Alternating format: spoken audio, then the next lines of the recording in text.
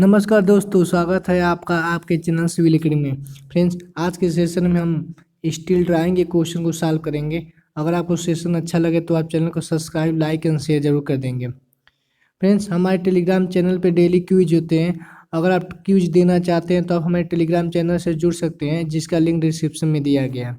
चलिए फ्रेंड्स, अपना session start करते हैं। क्वेश्चन नंबर फर्स्ट बोला है यहाँ पे, maximum bending moment in roof pearling is taken. कह रहे हैं यहाँ पे क्या बताना है कि मैक्सिमम बेंडिंग मोमेंट कितना देखने को मिलेगा पर्लिंग में। फिर याद रखेंगे, हमें जो बेंडिंग मोमेंट देखने को मिलता है पर्लिंग में वो WL/10, ठीक है, WL/10, ठीक, capital WL/10। Option number A is correct answer. ठीक, पर्लिंग की डिजाइन पूछते हैं यहाँ पे। पर्लिंग की डिजाइन जो किस बीम की तरह की जाती है, तो याद रखेंगे फ्रेंड्स, पर्लिंग की डिजाइन हम कंटिन्यूअस बीम की तरह करते हैं। किस बीम की तरह? कंटिन्यूअस बीम की तरह पर्लिंग की डिजाइन करते हैं। ठीक, पर्लिंग को कहाँ पे लगाया जाता है, तो याद रखेंगे जो प्रिंसिपल राफ्टर रहता है, प्रिंसिपल राफ्टर जस्ट उसी के ऊपर हम क्या करते हैं, पर्लिंग को सेटअप करते हैं। इसके ऊपर हम कवर डाल देते हैं, तो पर्लिंग कवर के नीचे और प्रिंसिपल राफ्टर के ऊपर। ठीक, तो इसका करेक्ट ऑप्शन क्या है? ऑप्शन नंबर ए, WL/10 मूवमेंट आता है पर्लिंग पे। अगले क्वेश्चन चलते हैं। अगला क्वेश्चन पूछ रहा है आपसे, maximum admissible sandwich ratio of A steel column is which can design govern wind load. ठीक है, यहाँ पे बोल रहा है कि आपको कितना सैंडविच रेशियो देखने को मिलेगा अगर हमारे मेंबर पे कैसा लोड आ रहा है, विंड लोड आ रहा है। विंड लोड आए या एक कंडीशन और है मेरा, अर्थक्वेक लोड आए। इन दोनों कंडीशन में याद रखेंगे, जब हमारे मेंबर पे दोनों लोड आते हैं तो हमारा जो सिलेंडर रेशियो यानी कि लैम्डा वैल्यू जो लेते हैं, कितना लेते हैं, वो लेते हैं 250। ठीक है, जब हमारे मेंबर पे दोनों लोड आएंगे, विंड लोड चाहे अर्थक्वेक लोड। 180 कब लेते हैं? 180 याद रखेंगे डेड लोड के लिए लेते हैं। किसके लिए लेते हैं? डेड लोड के लिए लेते हैं। 400 कब लेते हैं? तो 400 लेते हैं टेंशन के लिए। ठीक है, टेंशन के लिए 400 लेते हैं। 350 किसके लिए लेते हैं? लैम्डा का वैल्यू अगर 350 किसके लिए लेंगे? जब रिवर्सल स्ट्रेसेज आए। ये सारा डाटा याद रखेंगे, अलग अलग क्वेश्चन में ये पूछे गए हैं। ठीक है, अगले क्वेश्चन में चलते हैं। अगला क्वेश्चन पूछ रहा है आपसे क्या कि in the most important geometric form, यहाँ कह रहा है यहाँ पे ट्रस जो मेरा है ट्रस उसका, ठीक है, उसका जो आपको जियोमेट्रिकल शेप कैसा देखने को मिलेगा, देखेंगे फ्रेंड्स। जो हमारा ट्रस बनता है कुछ ऐसे शेप का बनता है। ये मेरी टाई भी हो गई। यहाँ पे क्या आता है, यहाँ पे पर्लिंग के ऊपर कवरिंग डालते हैं, यहाँ पे इरीज हो गया। ठीक है, ऐसे आपने कुछ शेप देखा होगा। तो यदि किस शेप का दिखाई दे रहा है ये, तो हमारे ट्रायंगल शेप का दिखाई दे रहा है ये, तो क्या हो जाएगा ऑप्शन नंबर ए। हमारा जो ट्रस का जियोमेट्रिकल होता है वो ट्रायंगल शेप में होता है। Option number A is correct answer. अगले क्वेश्चन चलते हैं। अगला क्वेश्चन पूछा है क्या, in which design purlin depth of angle section should not be less than. हमारे अगर पर्लिंग हम डिजाइन कर रहे हैं तो आप बताना है वहाँ पे पर्लिंग की डेप्थ कितना देखने को मिलेगा। तो याद रखेंगे हमें पर्लिंग का जो डेप्थ देखने को मिलेगा L/45, L/45 देखने को मिलेगा। लेंथ भी पूछ दिया आपसे तो लेंथ भी याद रखेंगे, इतने देखने को मिलता है। लेकिन अगर आपसे पूछ दे क्या पर्लिंग की विड्थ कितनी देखने में, चौड़ाई कितनी देखने को मिलेगी, तो L/16। ठीक, L/16। ये सारा डाटा आप रखेंगे याद कि पर्लिंग की अगर चौड़ाई पूछे तो ये हो जाएगा L/60, और अगर उसकी डेप्थ लेंथ पूछे तो L/45। यहाँ पे क्या पूछा है, डेप्थ पूछा है। डेप्थ कंडीशन में क्या हो जाएगा, ऑप्शन नंबर ए L/45 इसका करेक्ट आंसर। ठीक, आगे चलते हैं। यहाँ पे अगले क्वेश्चन में चलेंगे। अगला क्वेश्चन पूछा है आपसे, the slope roof which is slope 4 side. कर हमारा एक हमारा रूफ है जिसका स्लोप क्या है, चारों साइड में है, 4 साइड में है, तो उस रूफ को हम क्या बोलेंगे? फिर याद रखेंगे उस रूफ को हम क्या बोलते हैं, हिप रूफ बोलते हैं। क्या बोलते हैं? हिप रूफ बोलते हैं। कैसे? आपने छत देखा होगा जो चारों डायरेक्शन में क्या उसका स्लोप हो, ठीक, इधर भी और ठीक, और मेरा इधर भी और इधर भी, यानी चारों डायरेक्शन में क्या उसका स्लोप दिखाई देगा, ऐसे कुछ। ठीक है, तो आपको चारों डायरेक्शन में अगर स्लोप दिखाई दे, ठीक, चारों डायरेक्शन में आपको स्लोप दिखाई दे तो उसे हम हिप रूफ बोलते हैं, याद रखेंगे। अगर आपको 2 डायरेक्शन में स्लोप दिखाई दे तो वहाँ पे गेबल हो जाएगा, ये भी याद रखेंगे, ये भी पूछा गया क्वेश्चन है। चारों डायरेक्शन में बोलते हैं हिप, 2 डायरेक्शन में बोलते हैं गेबल रूफ। ठीक, इसका करेक्ट ऑप्शन क्या हो जाएगा, option number C is correct answer. अगले क्वेश्चन में चलते हैं। अगला क्वेश्चन पूछा है यहाँ पे, flat are used tension member. जो हमारा फ्लैट होता है, ठीक है, पूछा टेंशन मेंबर की तरह यूज की जाते हैं, उसमें बताना है आपको क्या उपयोग की जाती है, कौन सा किसे हम मानते हैं। तो वैसे देखा जाए तो हमारा जो है ये जो रूफ ट्रस है, ठीक है, ये रूफ ट्रस हमारा क्या है, एक प्रकार का टेंशन मेंबर है जिसको हम फ्लैट की तरह यूज करते हैं। Option number A is correct answer. ठीक, अगले क्वेश्चन पे आते हैं। अगला क्वेश्चन पूछा है आपसे क्या, इंपॉर्टेंट क्वेश्चन है, ये बहुत बार पेपर में पूछा गया है फ्रेंड। ठीक, इसको ध्यान देंगे, ये बहुत बार पूछा गया आपसे। कह रहा है एक इस्पाती छज्जा पर ट्रस बनाते हैं, क्या बनाते हैं, जब हम ट्रस बनाते हैं तो पूछ रहा है, ये जब हम ट्रस बनाते हैं तो इसमें पूछ रहा है रिवेट की मात्रा कितनी लगेगी, किसके, रिवेट की मात्रा जो है कितनी लगेगी इसमें। ठीक, कुल भार का कितना परसेंट होगा आपको बताना है यहाँ पे, कि जो अगर कोई भी ट्रस बन रहा है तो जो टोटल लोड आ रहा है उसका कितना परसेंट हम रिवेट की मात्रा यूज करेंगे। याद रखेंगे, फिर इंपॉर्टेंट क्वेश्चन है, 5% यूज करते हैं। ठीक है, तो 5% यूज करेंगे। Option number C is correct answer. अगले क्वेश्चन में चलते हैं। अगला क्वेश्चन पूछा आपसे क्या, कि if the trust member of joint J and member M then the member, ठीक, इस ट्रस्ट विल बी। आपसे पूछा है यहाँ पे कि एम जे में क्या रिलेशन है, तो फिर याद रखेंगे हमारा जो मेंबर का मेंबर में ज्वाइंट में जो रिलेशन होता है, एम इजकल टू 2j-3, क्या होता है, एम इजकल टू 2j-3। ठीक, ये हमारे मेंबर में और ज्वाइंट में रिलेशन होता है। तो correct option number C, correct option क्या हो जाएगा, ऑप्शन नंबर सी।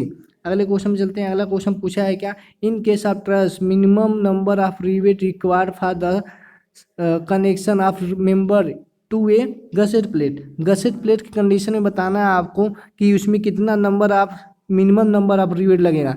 अब गसेट प्लेट क्या होता है, गसेट प्लेट से हम क्या करते हैं, मेंबर को जोड़ते हैं। तो वही पूछ रहे हैं यहाँ पे, नंबर ऑफ रिवेट बताना, वो भी मिनिमम नंबर ऑफ रिवेट बताना, कितनी रिवेट की आवश्यकता है एक गसेट प्लेट को अगर मेंबर को जोड़ना, तो याद रखेंगे मिनिमम दो रिवेट से क्या करेंगे आप, गसेट प्लेट से जोड़ेंगे। मैक्सिमम जो है कितना भी हो सकता है। ठीक है, अगले क्वेश्चन में चलते हैं। अगला क्वेश्चन पूछा आपसे कि the function of king post, यहाँ बोला है कि जो हमारा किंग पोस्ट है, ठीक है, वहाँ पे उसमें बताना है उसका क्या फंक्शन है। किंग पोस्ट होता है क्या फ्रेंड, देखेंगे पर ये हमारा ट्रस्ट हो गया, ये मेंबर जो है, ये वाला मेंबर है, ये वाला वर्टिकल वाला, ये किंग पोस्ट है। ये क्या कर रहा है फिर, देखिए यहाँ पे, ये जो हमारा टाई बीम है, इसको बोलते हैं टाई बीम। ठीक, ये टाई बीम को क्या करता है, ये बांधे रखा है, कैसे कि टाई बीम जो सेगिंग से इसको क्या कर रहा है, बचा रहा है। अगर ये मेंबर नहीं रहता तो जो टाई बीम में क्या कर देता है, ऐसे सेक कर देता है, बेंड कर जाता है। तो ये मेरा क्या कर रहा है, प्रिवेंट कर रहा है किसको, टाई बीम को, किससे प्रिवेंट कर रहा है, सेगिंग को, सेगिंग से। ठीक, तो option number D is correct answer. देखिए, to prevent the tie beam, ठीक, from sagging at the centre, centre से क्या करे, सेगिंग को बचाता है मेरा क्या, पोस्ट, इसी को हम बोलते हैं पोस्ट, याद रखेंगे। ठीक है, ये क्या मेरा पोस्ट है, ये क्या मेरा टाई बीम है। ठीक, अभी जस्ट बताएं, प्रिंसिपल राफ्टर हो गया, इसके ऊपर रहता है मेरा क्या, पल्लिंग, इसके ऊपर रहता है क्या, कवरिंग। ठीक है, कवरिंग दो रूप में देंगे, जीआई सीट या एस्बेस्टस सीट। ठीक, यहाँ पे होता है मेरा रिज, यहाँ पे ईफ्स होता है। ये सारा डाटा हम ड्राइंग के लेक्चर में बता दिए हैं। अगले क्वेश्चन में चलते हैं। अगला क्वेश्चन पूछा है आपसे क्या, line of intersection of the surface of A sloping roof form external angle excluding 180 degree.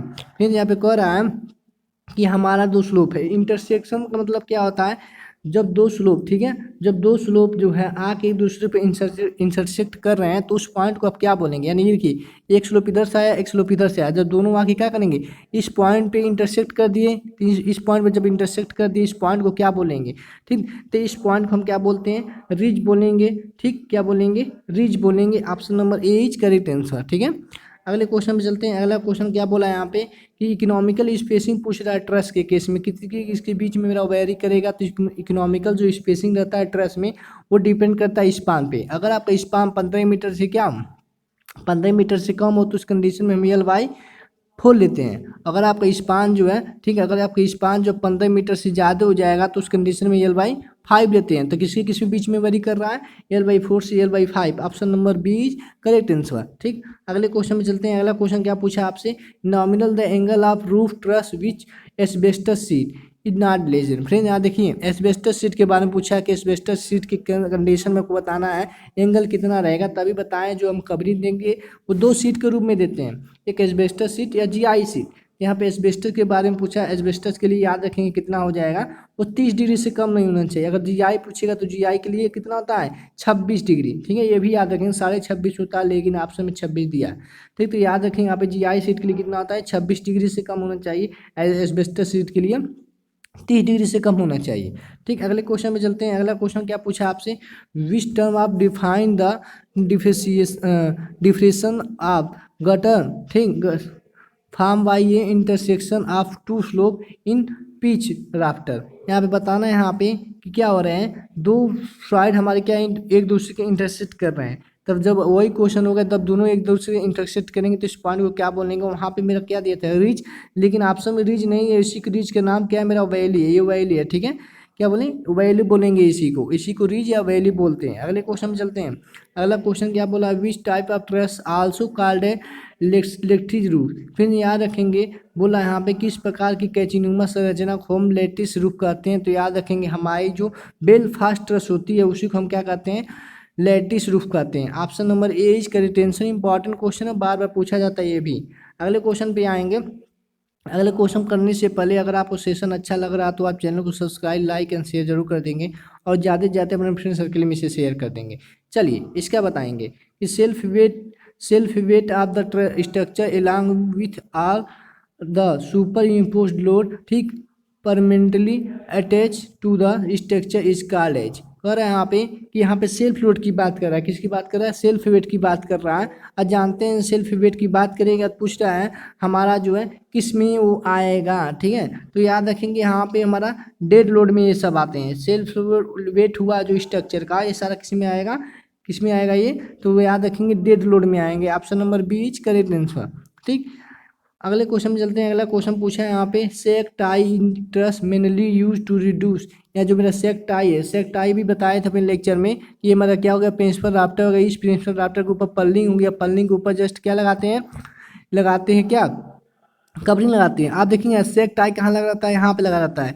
ये पल्लिंग को बांधे रहता है, ऐसे पल्लिंग को क्या करेगा, ये बांधे रहता है कि पल्लिंग जो हमारा कोई मूवमेंट ना हो सके। तो कौन सा मूवमेंट, लेटरली मूवमेंट ना इसमें हो पाए, इसीलिए सेक टाई का क्या है, ये काम है। इसीलिए हम पल्लिंग में क्या करते हैं, सेक टाई लगा देते हैं कि पल्लिंग हमारा मूवमेंट ना कर पाए और डिफ्लेक्शन ना कर पाए। तो क्या हो जाएगा करेक्ट ऑप्शन नंबर ए। इसका क्या किसको रिड्यूस करता है, याद रखेंगे डिफ्लेक्शन को, मूवमेंट को रिड्यूस करता है। ये पल्लिंग में लगाया जाता है। अगले क्वेश्चन में चलेंगे। अगला क्वेश्चन पूछा है, the member of roof truss which support the purlin, purlin को कौन सा मेंबर सपोर्ट करता है। अभी जस्ट बताएं, ये मेरा प्रिंसिपल राफ्टर हो गया, इसी प्रिंसिपल राफ्टर के ऊपर हम पल्लिंग को लगाते हैं। बताएंगे कौन सपोर्ट कर रहा है, प्रिंसिपल राफ्टर सपोर्ट कर रहा है। Option number A is correct answer. अगले क्वेश्चन में चलते हैं। अगला क्वेश्चन पूछा है यहाँ पे क्या, इंपॉर्टेंट क्वेश्चन ये भी है, कैंची का उपयोग करते हुए बनी हुई औद्योगिक भवन में छत जिस पर जाया जा सके। फ्रेंड यही बात है यहाँ पे, यही बात नोट डाउन करने की है, जिस पे जाया जा सके। बस ये बात जब बोल दिया जिस पे जाया जा सके, इसका मतलब क्या है, एक्सेस रास्ता आपने प्रोवाइड किया है। तब रास्ता प्रोवाइड किया है, इस कंडीशन में जो लाइव लोड देखने को मिलता है 1500 देखने को मिलता है। कितना, 1500 न्यूटन प्रति मीटर स्क्वायर देखने को मिलेगा जब उस पर जाया जा सके। अगर न जाया जा सके तो उस कंडीशन में 750 न्यूटन प्रति मीटर स्क्वायर देखने को मिलेगा। कब, जब उस पर न जाया जा सके। तो यहाँ पे बोला है क्या, जाया जा सके, तो जाया जा सके लेकिन कितना जाएगा, 1500 न्यूटन, कन्वर्ट कर देंगे किलो न्यूटन में आ जाएगा कितना, 1.5 किलो न्यूटन प्रति मीटर स्क्वायर, ठीक है। अगले क्वेश्चन में चलते हैं। अगला क्वेश्चन क्या पूछा आपसे, अगला क्वेश्चन क्या पूछा, which operation can not be done easily on mild steel. Mild steel की कंडीशन में आपसे पूछ रहा है यहाँ पे कि कौन सा प्रोसेस यहाँ पे हम नहीं कर सकते हैं, ठीक है। तो याद रखेंगे माइल्ड स्टील की कंडीशन में हम, ठीक है, कौन सी आसानी से क्रिया नहीं की जा सकती है, तो हमारी हार्डनिंग है, जो हार्डनिंग हम आसानी से नहीं कर सकते हैं। ड्रिलिंग, पंचिंग और कटिंग तीनों काम हम कर सकते हैं, लेकिन हार्डनिंग जो है ये माइल्ड स्टील में हम ये नहीं कर सकते हैं, ठीक। तो ऑप्शन नंबर क्या हो जाएगा, option number D is correct answer. Friends आज के सेशन को इसी पर रोकते हैं। अगर आपको सेशन अच्छा लगा होगा तो चैनल को सब्सक्राइब, लाइक एंड शेयर जरूर कर देंगे। चलिए friend, thank you for watching. जय हिंद, जय भारत।